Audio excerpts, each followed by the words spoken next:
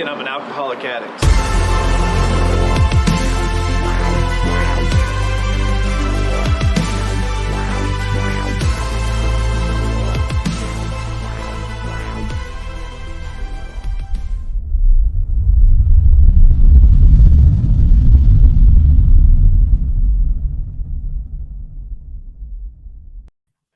Welcome to Recovering Addict. My name is Jake. I'm a recovering substance user, grateful recovering substance user. And tonight we have John V. John V. I'm a recovering addict of overeating, obesity, alcoholism, and compulsive gambling. So, how about we just get right into it? Like, I had something in there, and it just it went the way of something. No, that's perfectly fine. I mean, there's a reason why in that list of things I talk about the overeating, obesity, and then I talk about the alcoholism, and then I talk about the compulsive gambling, because as far as overcoming those three addictions, it goes in that order, right? I mean, from an overeating, obesity sort of perspective, I've been tracking food for almost the last 750 days. I'm at 747, in fact, 3 days from 750. And then as far as sobriety is concerned, I'll be at 2 years come May. And then as far as 1 year of the compulsive gambling, I'm at 1 year in the middle of April. So, it's one day at a time, of course. I was about to make a distasteful joke. I'll go for it. It's fine. You want to make a bet? You can go 3 years. What? Hey! What's the over under on that? Can I take action? So, if we can't joke about it, what can we joke about? Right? It's the same thing with alcoholism. We got to joke. We got to be funny about this. Yeah, like that was what just sort of popped into my head. So, but all right. So what? Let's start with the eating. Start the eating. Yeah. So I mean, we talk about what our true bottoms are and everything. It's I think for me, it's not being able to walk more than 5 or 10 feet without needing to sit down. It's sweating on the coldest of winter's days. It's doing a job where I have to travel an awful lot. And I think to go from point A to point B is next to arduous. I'm carrying bags. I got everything. And it's just a nightmare. And I was at a point where I didn't have much going for me. The heaviest I ever was at 480 pounds. Heaviest I ever was. And that's after gaining the weight back for a third time. How did your joints feel? Horrible. Absolutely horrible. Like, I mean, you talk about the winter, you talk about cold days, I could tell when it's raining. Outside of the fact that I had a triple fracture on my ankle back 30 years ago, and I never had any sort of normalcy in my left ankle, but that keeps on compounding into other things because my body's severely out of shape. So all of those symptoms, sweating in the winter, having to take breaks after, very short walks, like, oh yeah, what was it that got you to that point where you're like, oh, feathers, I need to do something? Yeah, I think there are a couple of key events that formulated right around that time. I had a situation where I had a couple of friends tell me, you're getting really big. We're worried about you. I had a couple of colleagues tell me the same thing. They use terms like they gave me terms like I didn't travel well. And I think that's basically, slang for the fact that I'm 480 pounds and I can barely move anywhere. Now, I like to think at 80 pounds, 100 pounds lighter, I didn't look bad. I didn't look like I was bad in the 300s. But when I got to 450, 480, I was horrible. Yeah. I think the reason why the reason why I ate so much is because I was so depressed. I was so hard on myself, and like the only comfort that I had was eating. And when I was done eating some more. And I'm going to throw something controversial for a second, but like I would drink lots of diet soda. And diet soda has all those chemicals in it, aspartame, NutraSweet, whatnot. It tricks your body's thinking that you're full. And you're not full. It thinks that you're not full, and you keep eating more because now your body's tricked in that. So I'd be drinking tons of diet soda, but I'd be eating multiple sandwiches at a fast food chain. I'd be, having dessert afterwards. I would have a day where I have 3 giant meals. When I say 3 giant meals, I'm talking 4,000 or 5,000 calories. And the thing is, it's not like I'm weightlifting or anything. There's no reason why I should be eating that much. And so where did it start? Like, what was the first thing that you changed? Well, as far as your diet. Tracking. So that 747 number reverts back to the number of days I've been tracking food intake in this third round here, right? So I use an application called Lose It. And Lose It is something that you get access on your phone, you get access online, but it also integrates with your watch. So I could put food in here, I could put food on my phone, I could put food on the app. And it didn't matter. My take is this. Everybody has a cheat day philosophy. You could cheat once a week. You could cheat twice a week, whatever. My rule is no matter what, I have to track. No matter how desperately bad it looks, I have to track it. And there were some days in the beginning, especially when I was still drinking, where I would have a cheat day where I'm going out for nachos and I'm going out for this and I'm going out for that. I tracked everything. And certainly it was a 8,000 calorie day with the alcohol. But I tracked it.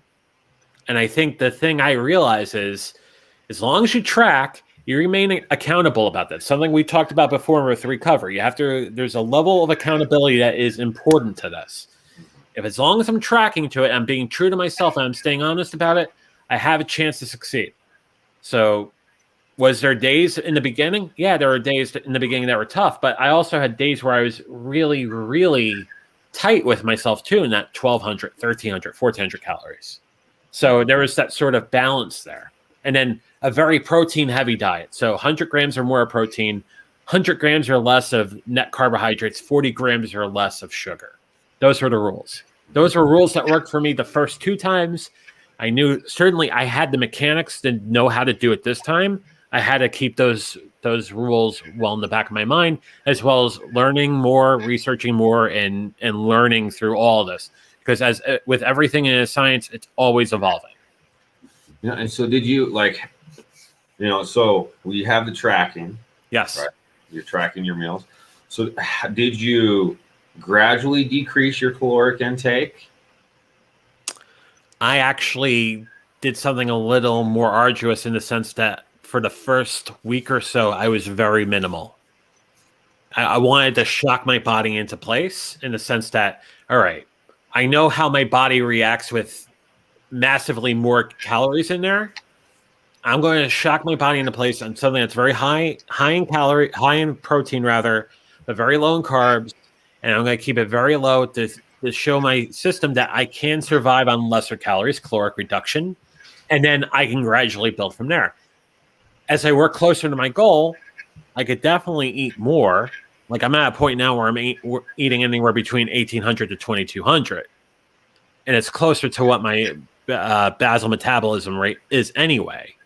Yeah. Real quick. Sure. What is your opinion on the BMI? BMI is not a perfect science.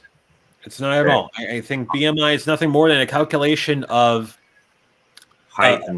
That's exactly what it is. And then it's somewhat it's somewhat centered based on I've seen basically a more relaxed calculation based on gender, but also based on a couple other factors. But BMI in any capacity is not perfect because there are people that have BMIs that are 30, 31 that are muscle builders, power lifters and their body, muscle builders and whatnot that clearly are in shape, and their body fat rate, which I would think is indicative of a better sort of metric, is more to that of an athletic nature. So you tell me how good BMI is when you step on a scale or you get a water displacement test and your body fat rate is down to 17, 16%, and yet your BMI is 31. It's not a perfect science, not at all.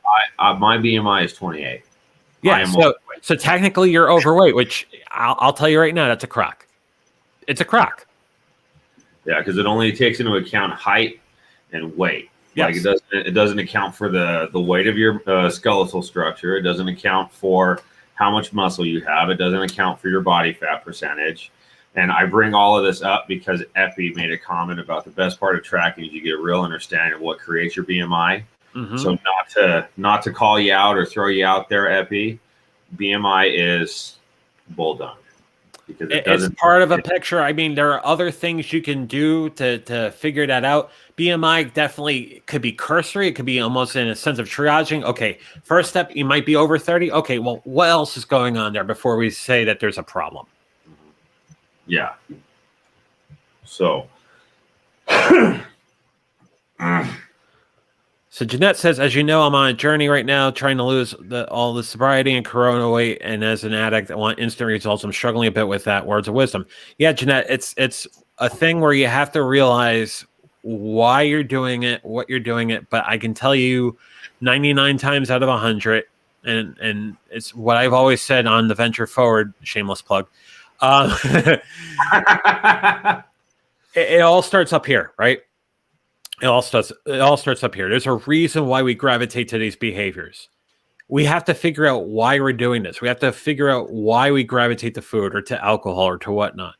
For me, there are a lot of things in my life that held me back, and we could spend hours on it. And at some point on my show, we will talk about exactly what that is. I've hinted to it before, but I think as we get later on this year, I'll become a lot more apparent about it. Life happens. There's a reason why. I'll give a context clue on this one. I am a child of divorced parents. There's your hint, right? And the sense is, yeah, there was that. There was the fact that I was dealing with so many financial problems because I had a compulsive gambling issue that we've been talking about on the show lately. The sobriety is very important in the sense that, honestly, it's a thing that's keeping the train on the rails here. When I don't have that, not only do I lose that sense of self-control, but I also lose the sense of metabolism, because I truly think for some, metabolic processing and alcohol can run inversely proportional.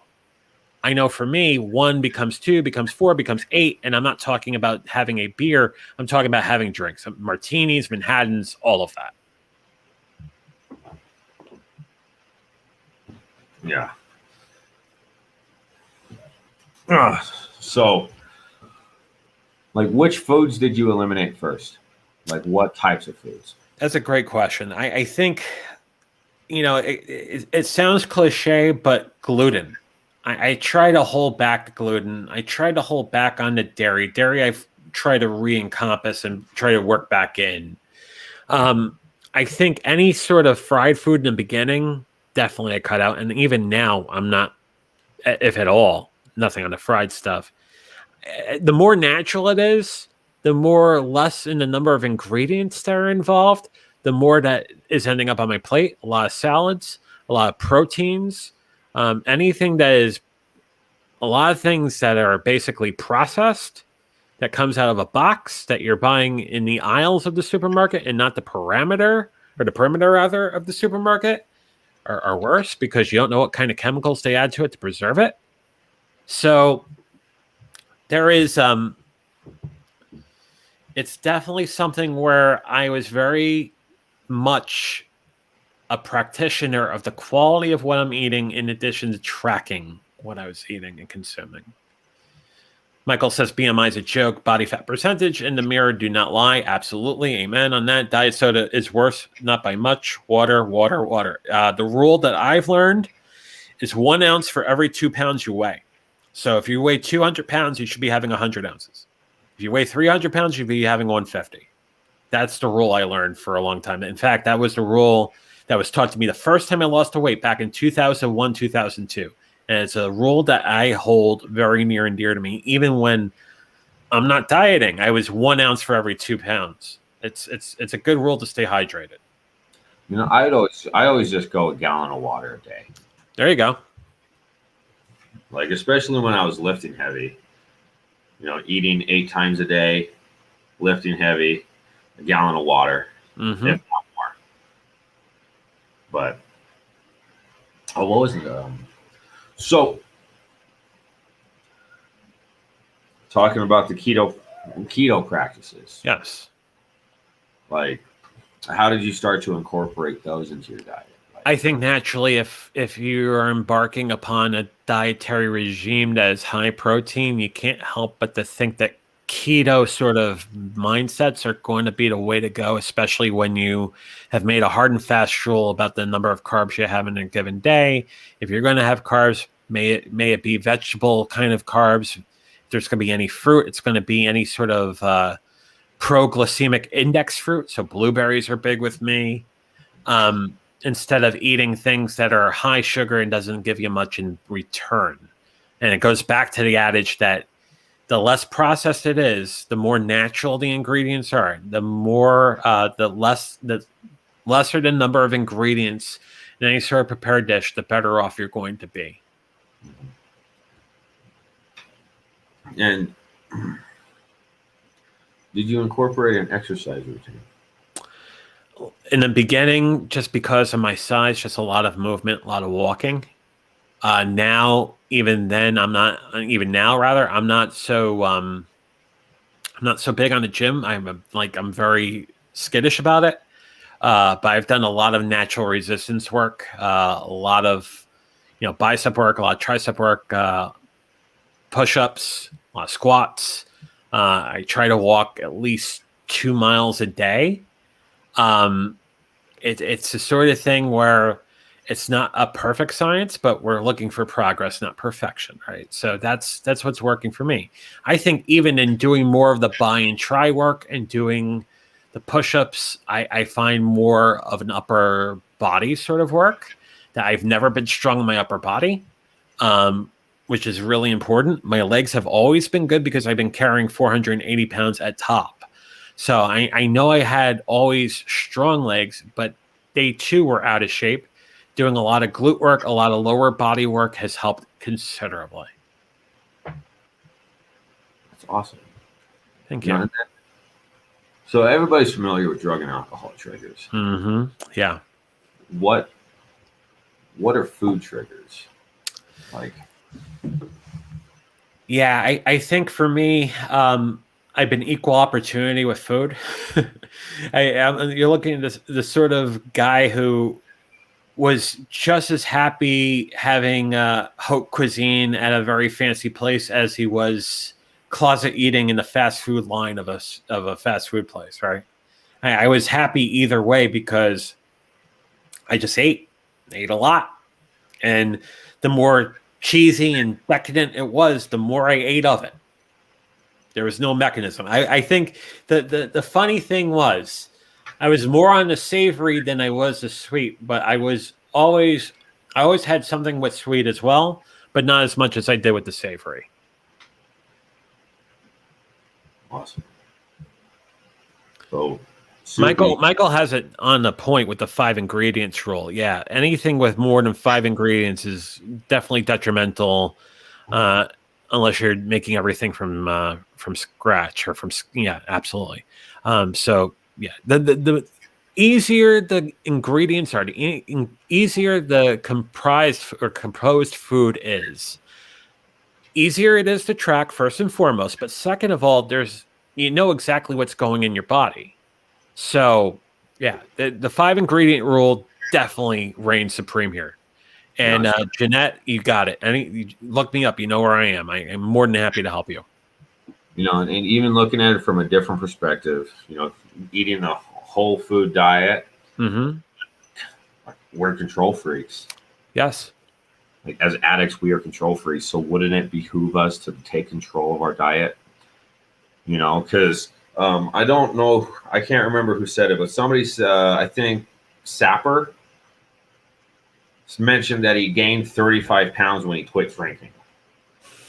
So that tends to be a trend. Mm-hmm. When we stop drinking, we stop using. Where do we go to? What was the phrase that you used earlier? Firefighters. So it's a term I used before. It might have not used it on this broadcast, but the term of firefighting. So you're replacing one addiction with another addiction that may be more healthy. But even then, you have to watch the amount you partake in that addiction, because too much of anything is going to be a bad thing. The biobehavioral. Yeah. Now we don't have our drink. We don't have our dope. Mm-hmm. Where do we turn to for comfort when we're triggered or we're having those like trauma events? Yeah, when you get triggered or there's trauma or there's stressors in your life, what are you doing to offset that? Outside of tracking everything and realizing the mind and figuring out why you're doing what you're doing, being very clear and open to it. So for me, it's journaling, it's meditation, and lately it's been yoga. And it's helped. It's helped considerably. Yeah, like, because I know that, because when I first started my fitness journey, I weighed 280. And like, I know that I started training. It helped with my mental capacity because then I was developing a mental toughness. And then it helped with my more precious relationships because I felt better. I was able to react better, respond better. And then when I relapsed, mm-hmm. I had something to turn to instead of, eating. Like, some could say that I went hard in the gym because I didn't have any dope. I exercised more because I didn't have any substances. You're taking that energy and putting it somewhere else, something that could help you. That's exactly what you're doing. Exactly. And now it's sort of a moderation thing. Like because I used to go hard and then just be sore every day for weeks. And now I've just sort of stepped back and like, hell, I trained on Monday, mm-hmm. did some heavy back squats, and then realized almost immediately on my fourth set, I haven't trained for a while because my inner thigh, I can't say that it cramped, but one of the muscles got like really tight, and I felt that I was about to injure myself if I did another back squat. So you had that sort of, warning system with your body, and that you're not much in touch with your body to know, okay, stop. That's where you got to stop now. And, it's the thing where you say to yourself, okay, I'm listening to my body. I'm at a point with my body where I know exactly what's going on, and more so than I've had before. So that's a major plus, but you know to stop right now and see what sort of rest, what sort of other maneuver that you need to do to make sure that that part of your body is still in tip-top shape, but you're still taking care of other portions of your body, especially in your back. Your back is so sensitive, especially the older that we got. Well, and especially right now, because I went from I went from building grills at Home Depot to laying pipe. Like, so a lot of shovel work, a lot of work in the transverse plane, and so my back is sore every day. So trying to eat more, trying to make better choices, trying to get into some more, move back into training a little bit heavier than I have been over the last couple of months to strengthen that and increase that conditioning. So a quick question from the chat. I'm glad Jeanette said something, because darn well by the 45th minute I was going to ask.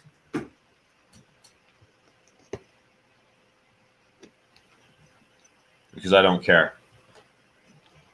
Over there is Halloween decorations. I had skulls up here, and I had my Christmas tree up until middle of February, and it'd still be up, but we're moving, so I had to pack everything. But so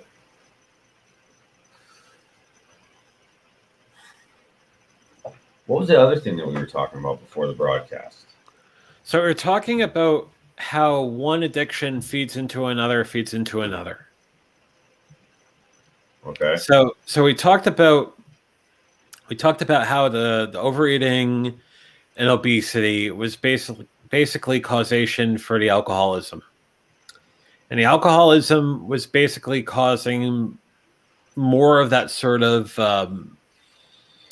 lack of communication with the metabolism or whatnot. And then the compulsive gambling was because I had nothing else better to do, and the only thing I wanted to do had more of a dopamine drip, just like the other two things. Mm-hmm. So I was happier risking money I did not have. And I say that because I had so much unsecured debt, as evident by the last 20 years.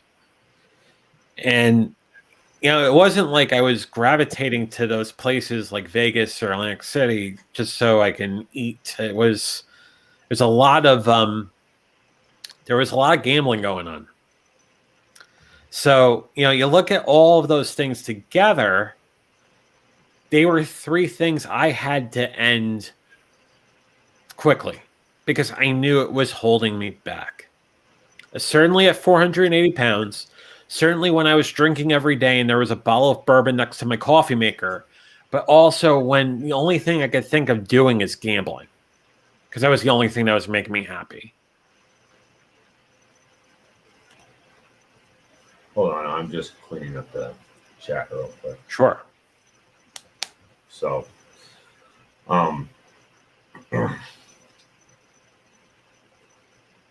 so now, how do you maintain this? Like, you know, there's stressful life events. Yeah. Like, you know, working the 12 steps. Are you like, because I could not stop with the 12 steps. I had to go further than the 12 steps. I believe in the 12 steps. I know that they work. I trust that they work. Okay. But I had to keep going. I had to level up. Like, what have you done to level up aside from the Venture Forward? Yeah, the Venture Forward has been a very important project for me, obviously. It's funny how all of that came about. I want to talk about this for a quick second. I knew going down this road to try to improve my life and then also trying to help others, you know, friends, family, etc., that I had to get this story right. It was my point that at some point I was going to write a book from all this. Journal entries, poetry, all of that. That's the first piece. But then I realized that there would be even more of an instant benefit of me talking about this on a regular basis. So there was a program that started in August. Well, it's either in April or in August, called LIDA, Live Every Day in August, live every day in April. And it was a workshop where we had to do a live stream every day in a month. Every day in August, so 31 streams. We are doing one in April, every day in April. And part of that workshop is coming up with what you want to tell, what you want to do. What is your show about? What is your stream about? What is your story about? And if you think about it, Jake, what are we deep down inside? We're storytellers. That's what we do. We're passionate about our story. We know what works, so we tell our story. Same is true for LT. Same is true for everybody who does this. So I knew that in order for me to gain any more traction in reminding myself why I'm doing what I'm doing, talking about it has helped. It talks also about another important word, Jake, in that of accountability. We have to remain accountable for what we do, especially if we work the steps or we work smart or whatever recovery rubric or paradigm we use. We have to be accountable. We have to be transparent is the other word, meaning that no matter what happens, we have to be open and honest about it. The more fluff and garbage we put in between what we're doing and what is actually going on, the less that layer of fluff is, the more transparent we are, the better off we are. Because the other thing is, the older we get, it's harder to keep that sort of garbage there anyway, because that's exactly what it is. It's garbage. Yeah, like,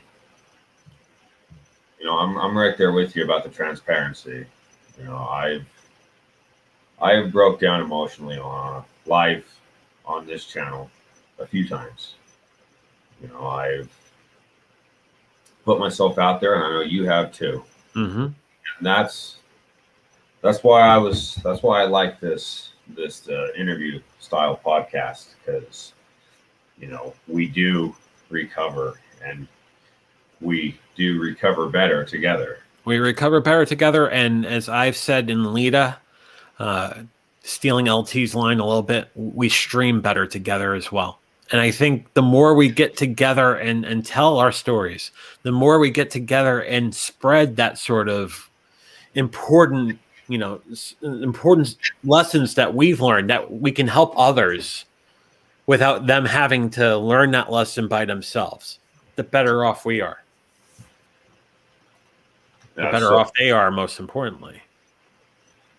So did you do counseling when you decided to, like, as part of your recovery? Like, did you do any of that? Yep. So the kind of therapy that I use is something called internal family systems, which basically looks at what your younger self would say, coming up with that sort of mindset, but also becoming more of a champion on compartmentalization, not opening up all the boxes at one time, and also understanding what firefighters that are in our way when we have those life's dilemmas popping up, those stressors, all of that. The IFS model was very important for me. I went to, so in the process of figuring out what's going on upstairs, meditation, journaling, all that. The other piece of that was so important is seeing a therapist that could talk to my inner self, understanding and staying accountable for what's going on, but then also trying to make sense of everything I'm doing to improve myself. And then also giving me either validation or course correction therein. That was very important. And even to this day, truth be told, I still go to therapy, because therapy is just as important as me going to the doctor, as just as important as me going to a neurologist, which is something that has become part of the story within the last couple of months, because I had a second event of demyelination. And by just mere definition, that is multiple sclerosis, because I have new lesions in, off of my brain, my central nervous system, as well as the old lesions that were there from 2011 when I had my first demyelinating event. So my neurologist is just as important. Well, what was that word you just used? Demyelination. And what is that exactly? Myelin is the sheath that covers your nerves in the brain and your central nervous system. And when you have a demyelinating disorder, that sort of protein sheath is withering away, which means the communication between your brain and parts of your body is somewhat hampered, or lack of communication therein. For me, it was desensitization on the top of my head, also numbness, also down the right-hand side of my body. It's also optic freezing. It's muffled hearing in my right ear. But it's a lot of other things like brain fog, irritability. So it's not only mental, it's not only physical, but it's also psychiatric as well. And when you have two or more demyelinating events, it is by definition multiple sclerosis. Okay. Sorry, I'm tired. That's okay. That's okay. That's fine. So, moving on from there, like, counseling and, AA, Mm-hmm. RA, OA, GA, OA. So, like, what is the difference with between like the way that OA approaches the addiction than AA and NA and things like that? Because you have to eat. Mm-hmm.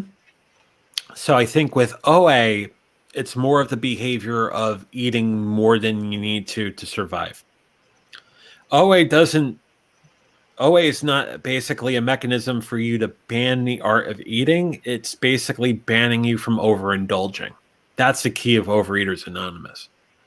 Talking about the mechanisms that are causing you to eat for no reason and mass quantity, which again, it goes back to this sort of thing underneath in the sense that it is a dopamine drip. There is sort of a biochemical reaction to overeating. And it's basically taking control of what you can eat to survive versus what you're eating that is well above abundance, and that has become something that is just way too much to eat by mere numbers, but also by mere quality as well. Leslie says, my right ear is muffled and severe pain in face and head with numbness and tingling during flares. Yeah, I mean, that's the thing about multiple sclerosis is it's a very individualistic disease because it affects many people in different ways. For me, it's the numbness, it's the ears, it's the ears and the eyesight. At one time, I called it optic neuritis, but it really isn't optic neuritis in the sense that it was painful. It was just that my pupil would freeze sometimes when it go left or right, and from that, my vision would just stay basically straight and it wouldn't move. Right. At night, it would be horrible because I would drive and I get no sense in driving if my eyesight's horrible.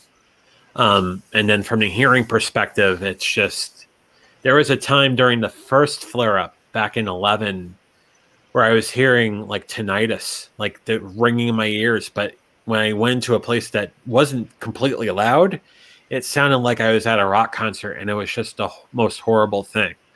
I remember going on a trip with my family actually, and my aunt was sitting behind me, and she was talking louder, and she was right behind my right ear, and I snapped.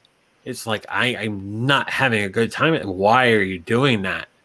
And she didn't mean anything bad by it. She's vocal, right? Mm-hmm. But like, it was even that sort of difference in sort of volume is horrible when you're having a flare up, for sure. Yeah, there are OA Zoom links I could provide. I'll do that offline. I could definitely provide them. On the Discord? I believe there's a Discord. I need to look through my notes. I'm not part of an OA Discord, but I've definitely done OA Zoom before, so I could definitely share that with you. You hear that, Jeanette? So, oh goodness. And you're flashing your battery, by the way. I know. I was back up here. It just sort of turned into a thing, a tradition, that going there. Oh yeah, it's it's at it with my wrong arm.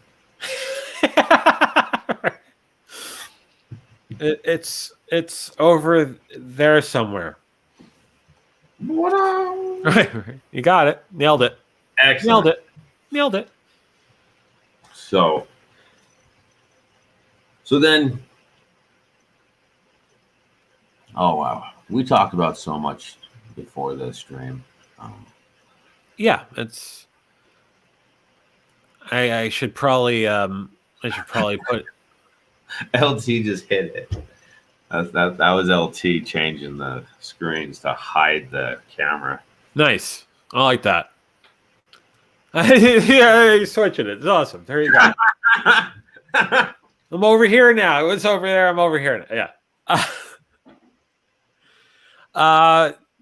Yeah, Jeanette, thank you for plugging it. The name, I might as well talk about this. The name of my show is The Venture Forward. It's on Facebook, YouTube, and Twitch. Just look up The Venture Forward, and I'm on Tuesdays and Thursdays at 6:30 Eastern, 3:30 Pacific, and we do something on Fridays called VF Talks, which is basically a conversation sort of deal where we don't have any sort of topic, and it's more of a hangout. 5:15 Eastern, 2:15 Pacific on Fridays. Congratulations on your 66 months, by the way. That's incredible. Keep up the great work. Keep on doing a good thing there. Oh, yeah. Yeah, The Venture Forward, Leslie. Yep. So we know that John is approaching 750 days of food tracking. What were the other numbers? 644 days of sobriety and 326 days of not gambling. So let's get some sobriety dates in the chat so that we can celebrate sobriety together. That sounds like a fun family activity. Yeah. So I carry 2 chips on me right now. I carry 1 chip for the 2 years of tracking food, and I carry a sobriety chip of 1 year, which I will turn that into a 2-year chip in May. And in April, I will have a 1 year of gambling sobriety, I guess, being free of gambling chip that I got from Gamblers Anonymous that I will gladly give myself in mid-April. Oh, April is your 2 years? Mm-hmm. For gambling, April 12th. April 12th was the one. April 12th is the anniversary date of not gambling. And the funny thing about the gambling is the reason why that's the last thing of the 3 is it took an audit for me to realize how much of a degenerate I was. True story. The list of 1099 forms from the 2017 year that I was being audited for, or should I say me and my ex were being audited for, was really embarrassing and really humiliating and horrible. And I said, you know what?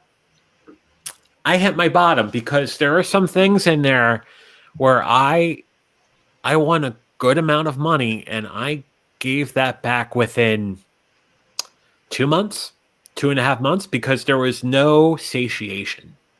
And I guess in a way, Jake, satiation's the key word here, right? When we overeat, why are we overeating? Because we're not satiated. Whether we're not satiated from a psychiatric or sort of a mental sort of perspective, or we're not satiated from more of a nutritional perspective. More times than not, it's the former, not the latter. When we talk about sobriety, why do we have more than 1 drink? Because we're not satiated. When certainly that 1 drink should be more than enough, if at all. Shouldn't have it to begin with. It's poison. But why do we do 2, 4, 8? Because there is a lack of mental satiation from drinking. So you're a gambler. And you gamble massive amounts of money that you are basically playing with on margin. And why were you not happy with that big giant win? Because you weren't satiated. You're looking more for the dopamine drip and the, as I like to call it, Jake, the ding dings and the whoop whoops. You know, the sounds of Vegas, the aroma of the air in a Vegas casino versus the sounds and the sort of flashing lights and stuff, and there's no satiation because, again, those people, those casino manufacturers, those video game manufacturers, where it's Shuffle Master or Bally or IGT or whatever, They make millions and millions of dollars because they know how to attract you. They know how to draw you in. And funny enough, we were talking about that on my show earlier about gaming, as far as social gaming is concerned, and games that you play for hours and days on end. Because again, there are mechanisms and triggers for us to play more and more of those games. LT asks, have you had the ding dings and the whoop whoops? Well, if you have, you should go see a doctor. You know, like I enjoy gaming, and you know I enjoy video games. You know, I play video games, but I'm more inclined for tabletop games. I enjoy board games. I can sit around my kitchen table with my kids, play a board game, and like really like move into that actual like social realm. But then I also dungeon master a D&D campaign. All AD&D action. Oh yeah, nice. Yeah, and I just joined a group, and we're gonna play tomorrow. Got to roll my character. No, Saturday. Sorry, I gotta roll my character because I'm sort of coming into a group tomorrow, and I'm really excited about it. Really excited. I get to play a monk. I played a lot of that in high school. Yeah, well, you know, so that's the nerd. That's the nerd. I like. Oh, it's awesome. Oh, I love it because you're in a room with people, getting to know each other and creating stories. Like you were saying earlier, we are storytellers. Yes. You know, a dungeon master is one of the best storytellers there are, because you have to know exactly what the roles mean, what each of the different characters do against each other, but all the different scenarios there, and you also have to have a great level of imagination, because there's also those shades between all those roles that you have to draw conclusions on the fly, which is also a great test of, guess what, improv. You have to be a great improv artist as well. Yeah, I've learned that. I admittedly I have a player who is over analytical. And I confronted them with a Nothic, and I was trying to be sort of vague while still answering their question because their persuasion roll was high enough to get the information they were seeking, but I didn't want to just like hand it to them. But then they really ran with it and started jumping to all of these wild conclusions. So I'm just like, holy crap. So while they were jumping to all of these random conclusions, taking about 20 minutes of gameplay, I got bored, rolled a d20, and decided that the creature would attack them, even though it didn't need to. Yeah. We took executive decision on that. It's like, yeah, we're moving on from this. Like, the dice decide. Oh yeah. But like during the whole exchange, they're basically staring at this Nothic, and the Nothic is staring back at them, and so roll a d20. Nope, it's above 10. Yeah, there you go. There's a spinning blah blah blah, and the answer is yes, Felice. See, the thing about the dice, talking to a gambler like myself, the kind of dice I think about are just 2 6-sided dice. Yeah. And then I think about, you know, what sort of hard ways can I throw? And because you want to add to a list of the gaming addictions I had there. Yeah, craps is one of not one. Yeah. So Epi had a question about making music, compulsion or addiction. It depends on how often you do it, and more or less sort of the questionnaire we went through before, in the sense that, do you find that other life's obligations and things are being hampered by it? When you think it's overtaking your life, then it becomes an addiction. And the funny thing is, those questions that we did, so again, shameless plug about the show before, but the questions that we did with the video game addiction, a lot of those questions appear in the gambling addiction questionnaire, which is a lot of the same questions appear in the alcoholism questionnaire, which appears in the same thing with the narcotics question. A lot of those questions pop up over and over and over again. So I looked up the definition of the word compulsion. Mm-hmm. Irresistible urge to behave in a certain way, especially against one's conscious wishes. Now, the question would be,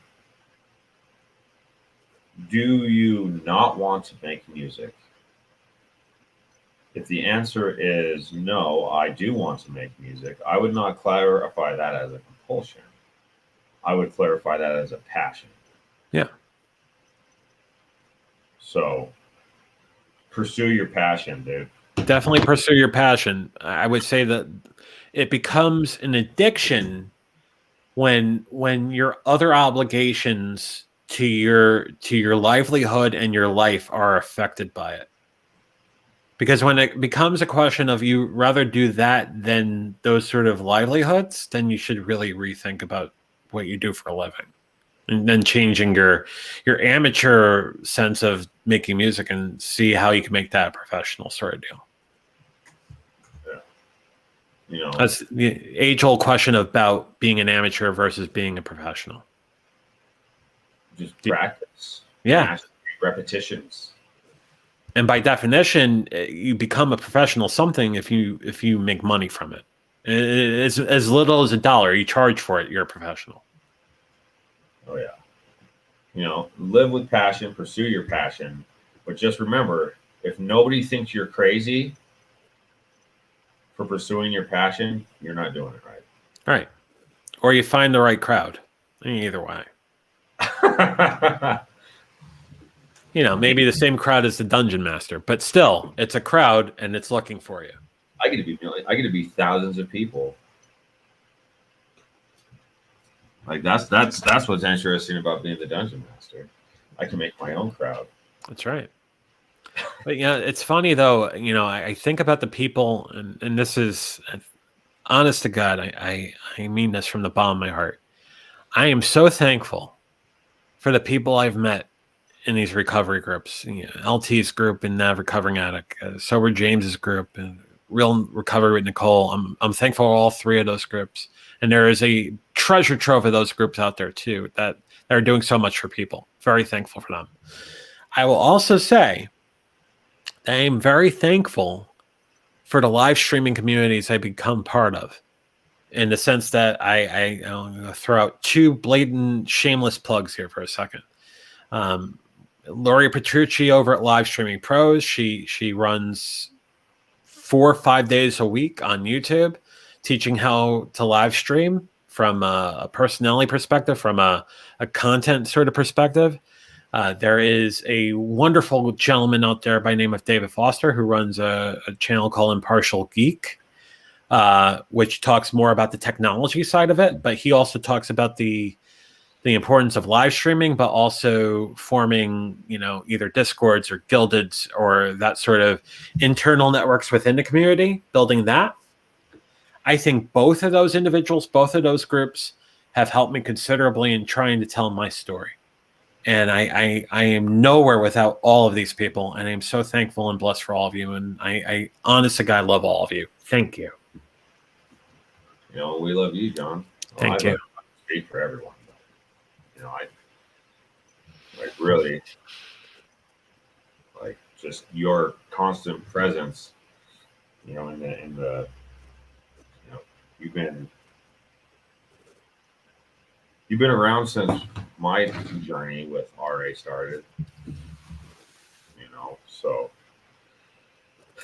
yeah, the stories and the journeys that you bear witness to, and you try to help. You always try to help. You teach what has worked for you, but you also do a lot of learning yourself. And when we never grow old when we learn, and we learn, and when we teach, we stay young that way too.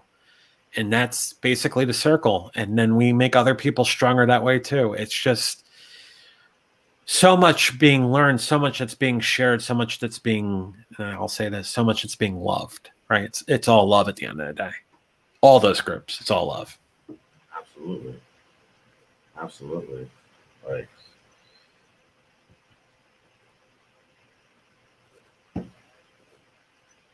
I wanted to throw one more comment out there real quick, in the sense that we all are going through things.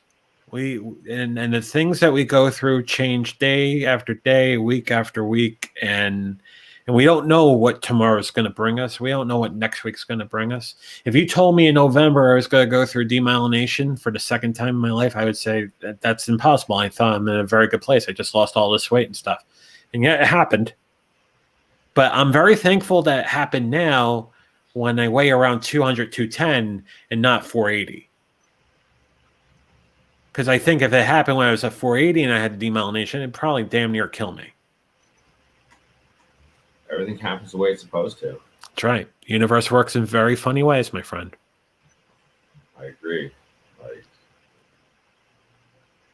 Like the last year was, probably one of the most difficult years of my life, but it was also the best because I found that strength to keep going. And like you said, I'm grateful for these groups. I'm grateful for LT. I'm grateful for the Discord. I'm grateful for SOAR. Mm-hmm. Yeah. I went to SOAR on Monday night to celebrate my 1 year where I started. I had to go back home, and Dustin gave me my 1 year chip.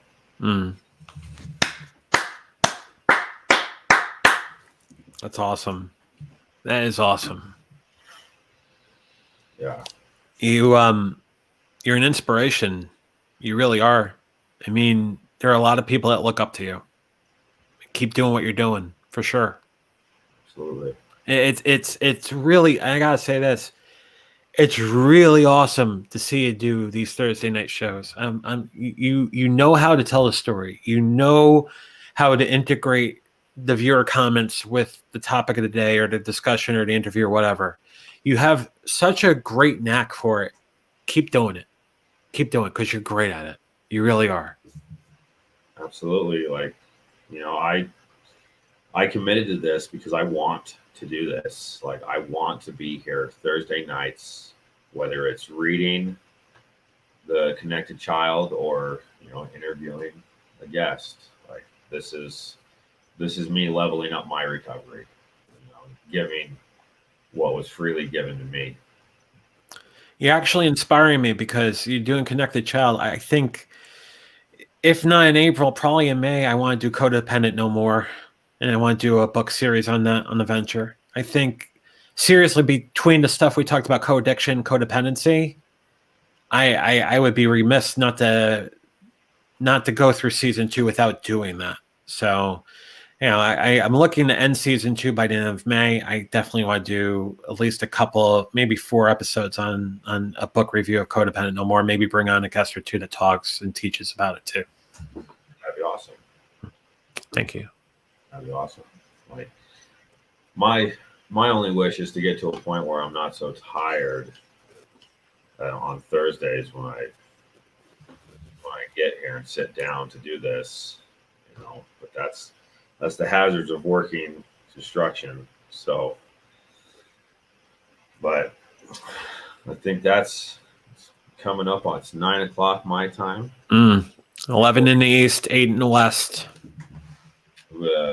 Serenity prayer and then the close. Yeah, should I get the graphic up, or do you have a way of getting the graphic up, or is there any way to get the graphic up, or am I just? There is no graphic. Is there a graphic? I don't think there's a graphic. There's no graphic. All right. What do you mean by graphic? Well, if I'm on the other side, I could bring the graphic in, and then, but I don't. I'm not in front. I'm whatever. I see the big giant head in the back typing. Okay. Let me guess. I'll start with God. God. Grant Me the serenity. I need to accept the things I cannot change. The courage to change the things I can. And the wisdom to know the difference. Amen.